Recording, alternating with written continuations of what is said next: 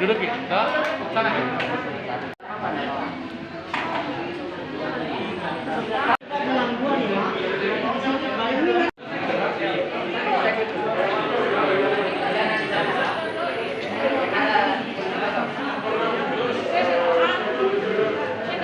Pak, sejauh ini ada yang terpapar enggak, Pak? Yang di hotel pertama itu, Pak. Itu pertama kami dapat satu kemarin, COVID-19. Tapi kan lagi kondisinya masih dalam tanpa gejala dan ringan atau golongan ringan juga. Dan kemarin tanpa gejala 1,5. Jadi kami minta untuk isolasi mandiri saja. Kalau kita menuju ke rumah sakit kan persyaratan rumah sakit itu akan menerima dan juga ada pasien COVID ini yang positif ini dia gejalanya sedang atau berat. Dan memang membutuhkan tempat tidur untuk istirahat.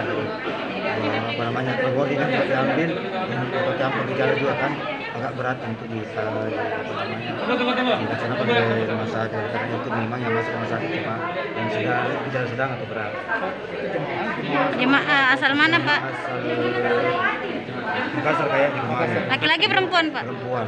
Bisa disebut namanya. Iya, Pak. Usianya, Pak, kira-kira? 50-an. Tapi itu sudah kami edukasi, bukan berarti mereka dibatalkan, tapi ditunda.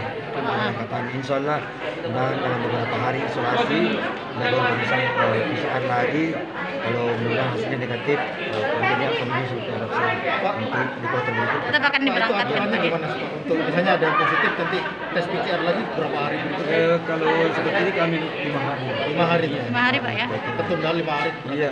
Tapi tetap walaupun tertunda 5 hari kan pihak teman-teman dari dinas kabupaten kota yang jemaahnya harus mengedukasi kepada mereka juga agar mereka itu kan tetap dalam keadaan sehat, maksudnya konsumsi makanan bergizi, istirahat yang cukup. Itu kan sangat membantu